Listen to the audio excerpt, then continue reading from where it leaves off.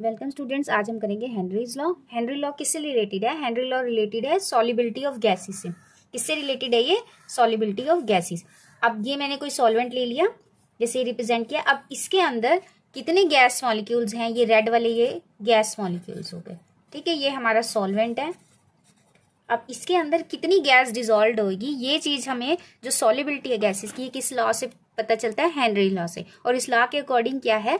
The partial pressure of a gas in vapour phase is directly proportional to the mole fraction of the gas in the solution. कि जितनी gas आपकी solvent के ऊपर है वो depend करेगी कितनी गैस आपकी इसकी, कितनी उसकी मोल फ्रैक्शन इस पे डिपेंड है। या दूसरे टर्म्स में हम कह सकते हैं जो गैस की सॉल्युबिलिटी है वो डिपेंड करती है। अब ये मैंने प्रेशर क्या किया? बढ़ा दिया। डिपेंड करती है हमारी किस पे? डिपेंड करती है प्रेशर पे। अब यहाँ पे हमारे गैस मॉलिक्यूल्स और बिल्कुल ज्यादा पास पास आ गए, तो यानी प्रेशर बढ़ गया। प्रेशर बढ़ने से यही गैसेस हमारी ज्यादा क्या हो गई? डिसॉल्व हो गई। तो दोनों ही तरीके से, चाहे आप ये कह सकते हो कि the partial pressure of gas above the liquid is directly proportional to the mole fraction of gas in the solution, या फिर the solubility of gas depends upon the partial pressure of the gas above the solvent. कि ये दोनों आपस में क्या है? Directly proportional. Pressure proportional है मोल फ्रैक्शन के, या मोल फ्रैक्शन प्रोपोर्शनल है प्रेशर की। ज्यादा प्रेशर होगा ज्यादा गैस डिसॉल्व हो सकेगी, या गैस जितनी डिसॉल्व है वो डिपेंड करती है पार्शियल प्रेशर पे। दोनों एक ही बात है। तो उस प्रोपोर्शनैलिटी को हटाने के लिए हमने क्या लगा दिया? ये प्रोपोर्शनैलिटी कांस्टेंट लगा दिया, जिसको हम कहते हैं हेनरीज लॉ।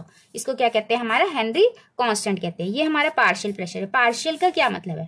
पार्शियल क्या मतलब होता है? ऐसे तो आपके यहाँ पे ये खाली आपने जो भी गैस लिया, सपोज हमने नाइट्रोजन या कार्बन डाइऑक्साइड गैस ले लिया, कोई भी गैस ले सकते हैं, HCl के फ्यूम्स ले लिए, कोई भी गैस है, तो ऐसा तो नहीं सिर्फ यहाँ पे HCl ही है, ऐसा तो नहीं होगा ना।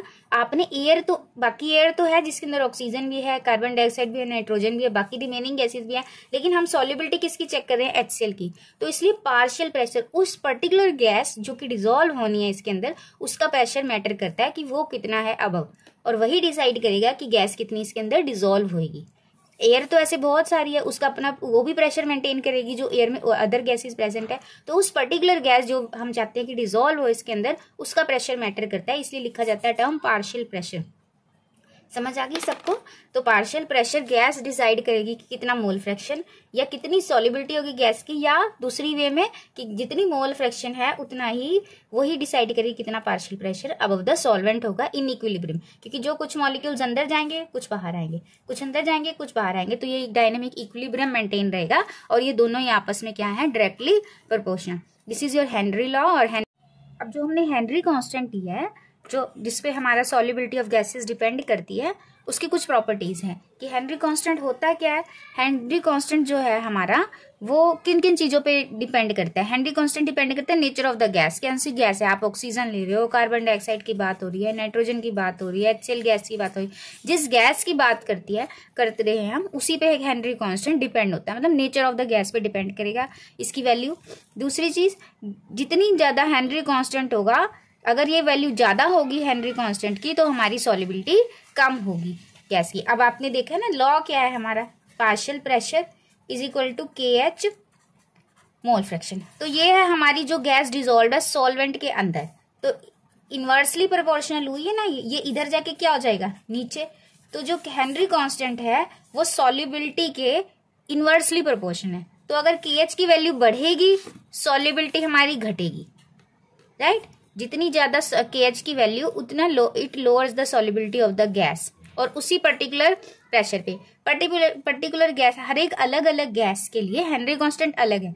तो अगर हेनरी कांस्टेंट किसी गैस के लिए ज्यादा है, उसका मतलब क्या है? उस गैस की सेम पार्शियल प्रेशर पे वैल्यू क्या हो जाएगी? सॉल्युबिलिटी क्या होगी? घट जाएगी, ठीक है। क्योंकि ये नेचर पे डिपेंड करता है। किसी की ज्यादा वैल्यू KH की है तो मतलब सॉल्युबिलिटी कम है, कम वैल्यू है KH, अगर प्रेशर सबका हम इक्वल मान ले तो, राइट। और क्या चीज है इसकी प्रॉपर्टी कि जो KH की वैल्यू है इंक्रीज होती है विद टेम्परेचर, और आपकी सॉल्युबिलिटी क्या है? डिक्रीज होती है। सॉल्युबिलिटी हमारी डिक्रीज होती है और KH क्या है? टेम्परेचर से इंक्रीज होता है। जो गैस होएगी वो तो हायर टेम्परेचर पे लो सॉल्युबिलिटी देगी ना, उसमें रेंडमनेस आएगी और इक्विलिब्रियम शिफ्ट हो जाता है हमारा ली चैटलियर्स के अकॉर्डिंग। राइट। तो गैसेज हमारी हायर टेम्परेचर पे हमें पता है सॉल्युबल कम होती है, ये डिक्रीज होएगी और KH की वैल्यू इंक्रीज होएगी विद टेम्परेचर। अब लिमिटेशंस क्या है कि हेनरी लॉ की, हेनरी लॉ कब कब अप्लीकेबल है, उसकी लिमिटेशन है कि ये कंडीशंस होंगी तब हेनरी लॉ अप्लाई होएगा। जो हमने लॉ बनाया है फॉर गैसेस, ये जो हेनरी लॉ है उसकी कुछ लिमिटेशंस है, उसको ये कंडीशंस चाहिए। क्या क्या चाहिए? प्रेशर लो होना चाहिए, टेम्परेचर हाई होना चाहिए, और गैस जो है हमारी आइडियल बिहेवियर की होनी चाहिए, मतलब वो इंटरेक्ट ना करे। नेक्स्ट पॉइंट में यही बात लिखी हुई है कि गैस शुड नॉट एसोसिएट और डिसोसिएट विद द सॉल्वेंट। ये नहीं है कि गैस जाके सॉल्वेंट में जाके एसोसिएट, मान लो ये गैस के मॉलिक्यूल्स हैं, ये सॉल्वेंट के मॉलिक्यूल्स हैं, जब वो गैस में गई तो वो एसोसिएट हो गई, आपस में जुड़ गई, राइट। या फिर ए मॉलिक्यूल थे, वहां जाके टूट गया, अकेला अकेला ए अकेले अकेले वी हो गए। तो ना तो एसोसिएशन होनी चाहिए ना तो डिसोसिएशन होनी चाहिए इन द सॉल्वेंट। जितने मॉलिक्यूल जो इंटरेक्शन पहले थी वही बाद में रहनी चाहिए, और आइडियल गैस भी यही, राइट। प्रेशर लो होना चाहिए, तभी आप अप्लाई कर सकोगे हेनरी लॉ को अकॉर्डिंग टू दिस। ये लिमिटेशन है कि ये सारी कंडीशंस होगी तभी हम जो ये लॉ बना रहे हैं, जो हमने ये लॉ पढ़ा है हेनरी लॉ का, वो अप्लीकेबल होगा। अदरवाइज ये इसमें आपको डिफॉर्मिटीज मतलब चेंज, जो हम एक्सपेक्टेड रिजल्ट्स होंगे वो नहीं मिलेंगे अगर ये कंडीशंस नहीं होंगी तो, राइट। अब नेक्स्ट है हमारी एप्लीकेशंस ऑफ हेनरी लॉ, जो कि इंपॉर्टेंट है। एप्लीकेशंस कहाँ हो रही है हमारी हेनरी लॉ की? सबसे पहला है in the production of carbonated beverages. Carbonated beverages क्या है? आपकी सारी जो आप सॉफ्ट ड्रिंक्स पीते हो, जैसे कोक हो गया, मिरिंडा हो गया, पेप्सी हो गया, ये जो आप कोल्ड ड्रिंक्स पीते हो, सॉफ्ट ड्रिंक्स पीते हो, या जितनी भी आती है एनर्जी ड्रिंक जिनमें कार्बन डाइऑक्साइड फिल होती है, उन सब में हेनरी लॉ कैसे अप्लाई हो रहा है? आपने देखा है जब भी कोक वगैरह की बोतलियां होती है वो बिल्कुल सील्ड होती है। जो कांच वाली होती है उस पर एक लोहे का कॉर्क सा लगा होता है, और जो प्लास्टिक वाली होती है उसका भी ढक्कन बिल्कुल ही सील किया होता है। और जिस वक्त आप स्टार्टिंग में कोल्ड ड्रिंक पीते हो उसमें आपको एक अलग टेस्ट मिलता है, और जब आप उसको कॉर्क को ओपन कर देते हो तब एक अलग होता। क्या है? जब भी उसकी लिड में होती है तो यहाँ प्रेशर है, और यहाँ वो गैस हाई प्रेशर पे इसके अंदर डिजोल्व है, राइट। और जैसे ही आपने वो कंटेनर ओपन कर दिया तो ये गैस क्या होगी? प्रेशर ऊपर कम हो गया, एस्केप हो गई ये चीज, तो ये गैस मॉलिक्यूल्स बबल फॉर्म में ये भी क्या हो जाएंगे? ऊपर हो जाएंगे। यानी हायर प्रेशर पे सॉल्युबिलिटी ज्यादा है, लोअर प्रेशर पे सॉल्युबिलिटी कम। तो वही है हेनरी लॉ का, more the partial pressure more is the mole fraction of gas inside the solvent. तो वही चीज यहाँ ये हेनरी लॉ यहाँ अप्लाई हो रहा है। और कहाँ अप्लाई हो रहा है? In the deep sea diving. Deep sea diverse क्या करते हैं? स्कूबा डाइवर्स जो होते हैं हमारे,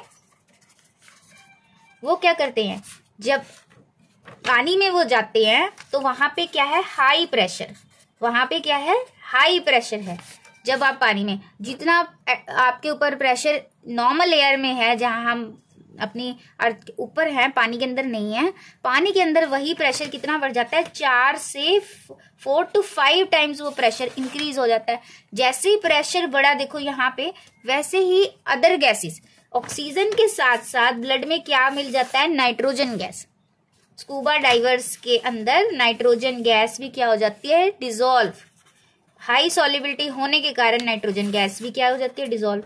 अब जब स्कूबा डाइवर बाहर आएगा तब ये क्या हो जाएगा? प्रेशर नीचे तो हाई प्रेशर था, बाहर तो वही लो प्रेशर है। लो प्रेशर होने पर जब स्कूबा डाइवर बाहर आएगा तो नाइट्रोजन बाहर आना चाहेगी ब्लड कार्पसल्स में से, लेकिन वहां पे क्या हो जाएगा? आ नहीं पाएगी। तो वहां पे क्या हो जाएंगे? बैंड्स बन जाएंगे। बॉडी में क्या आ जाएंगे? बैंड्स आ जाएगी। स्वेलिंग, ऐसे जैसे छाले जैसे होते हैं ना, फिलकरे से पड़ जाते हैं, तो वैसे उसकी बॉडी में बन जाते हैं। और कभी उससे डेथ भी हो सकती है, क्योंकि ऐसे नर्व्स में ऐसे बबल्स बनेंगे एयर के, तो वो क्या हो जाएगा? उससे बैंड्स, नाइट्रोजन निकलना चाहेगी ना, निकल नहीं पाएगी, तो वहां पे एक स्वेलिंग जैसी हो जाएगी और उनको ऐसे बैंड्स आ सकते हैं। इनको बैंड्स कहते हैं, जिससे उन्हें दिक्कत होती है। तो इसलिए क्या करते हैं, जो उनका सिलेंडर होता है इसमें हीलियम गैस मिक्स करके देते हैं। क्या करके देते हैं?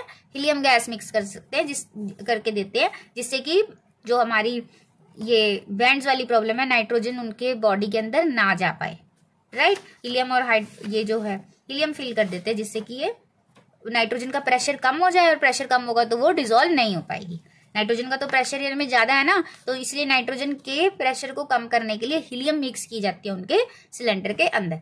फिर in the function of lungs, अब लंग्स में हमारे क्या होता है, लंग्स में आपने देखा है कि हमारी ब्लड जब हम सांस लेते हैं तो हमारे लंग्स में क्या भर जाती है, ऑक्सीजन, एयर के साथ ऑक्सीजन आ गई ना।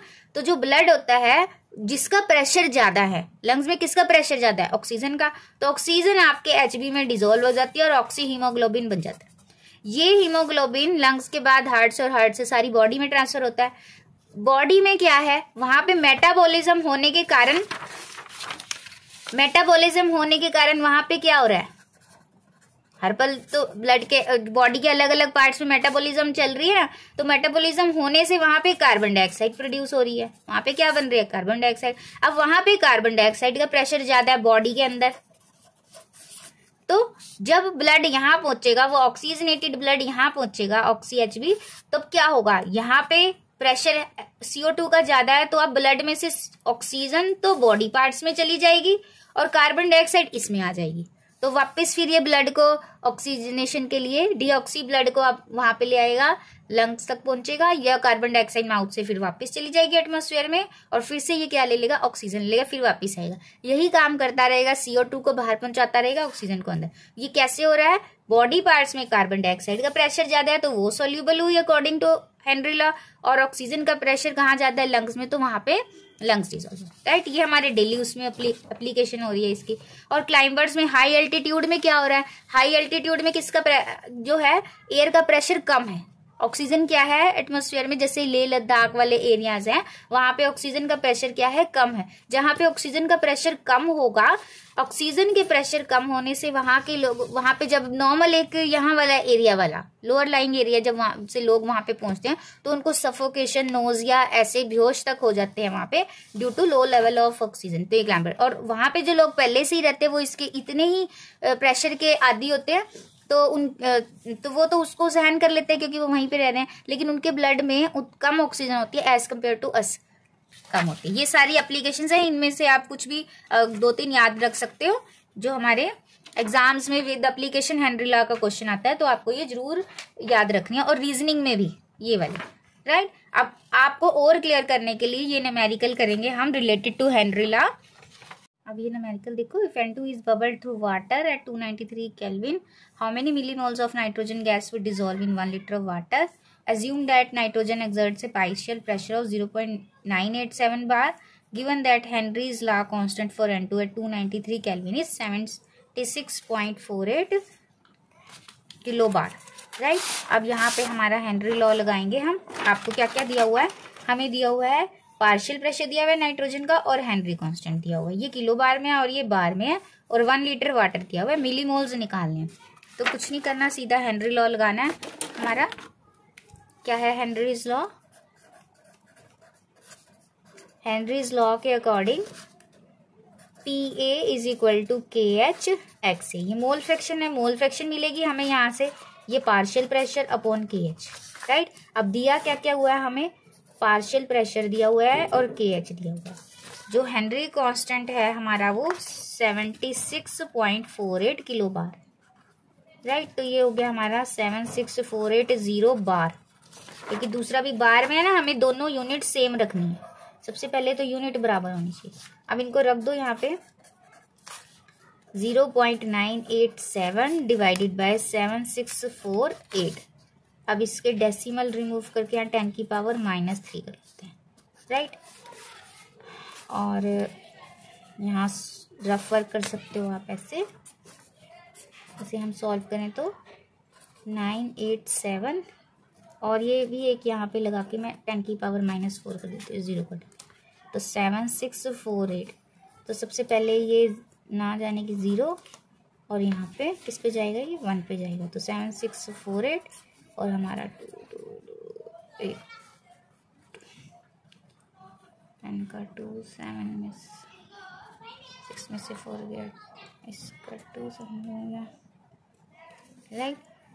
अब ये 1 2 3 4 ये भी नहीं जाएगा, तो फिर हम यहाँ पे 0 लगा लेंगे। इसके बाद 7648 इस पे जाएगा, 2 6 18 2 4,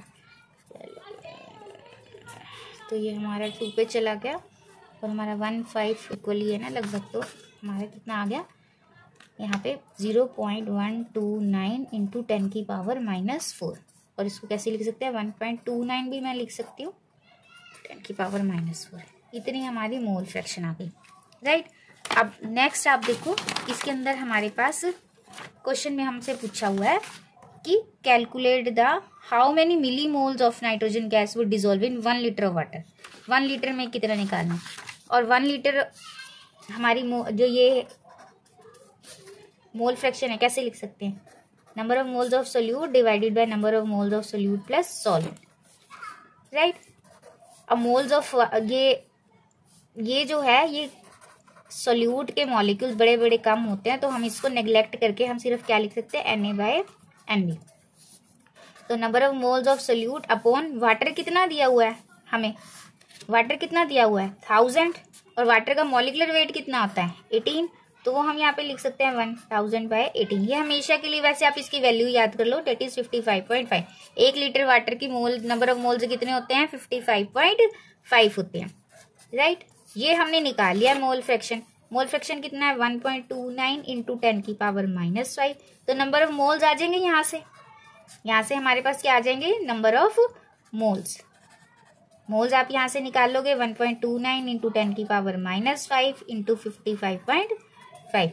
ये निकालने के बाद हमारा आंसर आ जाएगा, ये मैं डायरेक्टली यहाँ पे सॉल्व लिख देती हूँ, 71.595 इंटू 10 की पावर -5 मोल्स, राइट। अब पूछा क्या है हमें पूछा मिली मोल्स, हमें पूछा क्या है मिली मोल्स पूछा हुआ है इसने, राइट। तो अब इसको हम 1000 से इंटू कर देंगे, तो हमारे यहाँ पे 3 0 यहाँ से कैंसिल हो जाएंगे, तो ये हमारा आएगा 71.5 इंटू 10 की पावर -2। तो हम सीधा लिख सकते हैं इसको, एक बार मैं लिख के बता देती हूँ आपको, इतना 10 की पावर -2 आ जाएगा, इंटू 1000 करेंगे 3 0 कैंसिल होगी हमारी, तो ये आ गया आपके मिली मोल्स। और या फिर दूसरे तरीके से, अब ये 2 माइनस के हैं, ये यहाँ 2 आ गए हैं डेसिमल के, तो 0.71, ये 9 है, इसको 6 लिख लो यहाँ पे, सारे तीनों लिखने की बजाय ये 5 से बड़ा है ना 9, तो अगले वाले में 1 ऐड हो जाएगा, तो इतने के आ गए मिली मोल्स, आंसर आ गया हमारा। ये सबको समझ आ गया स्टूडेंट। तो ये बस सीधा हमने फॉर्मूला अप्लाई किया और आपको मोल्स निकालने थे। मोल्स के लिए ये मोल फ्रैक्शन टर्म दिया, इसको हमने निगलेक्ट कर दिया क्योंकि बहुत कम होता है। तो यहाँ से वाटर 1 लीटर है तो याद ही रख सकते हो ये वैल्यू 1000/18 इसके नंबर ऑफ मोल्स होंगे, ठीक है। ये इसका 1 लीटर दिया हुआ है और डिवाइडेड बाय कितना होगा molecular weight given, divided by molecular weight 55.5 होता है हमेशा के लिए, मतलब याद कर लो, न्यूमेरिकल सॉल्व करने में इजी होगी। और 55.5 से इसे मल्टीप्लाई कर दिया मोल फ्रैक्शन को, तो नंबर ऑफ मोल्स आ गए। अब मोल्स को मिली मोल्स में करना है, 1000 से इंटू कर दो, तो this is your answer, right. अब एक आप प्रैक्टिस क्वेश्चन करोगे अपने आप से, आप इसको नोट कर लो, इसका स्क्रीनशॉट ले लो। Calculate the solubility of carbon dioxide in water at 298 kelvin under 760 mm of mercury, और आपके पास हेनरी कांस्टेंट भी दिया है इसी में, दोनों सेम यूनिट है, दोनों मर्करी में ये दी हुई है। सिंपल हेनरी लॉ लगाकर आपके पास मोल फ्रैक्शन आ जाएगा। फिर मोल फ्रैक्शन से आपने जैसे मैंने अभी समझाया मोल्स निकाल के ये करोगे और मुझे कमेंट बॉक्स में इसका आंसर मैसेज करोगे। तो thank you so much, do like and subscribe the channel.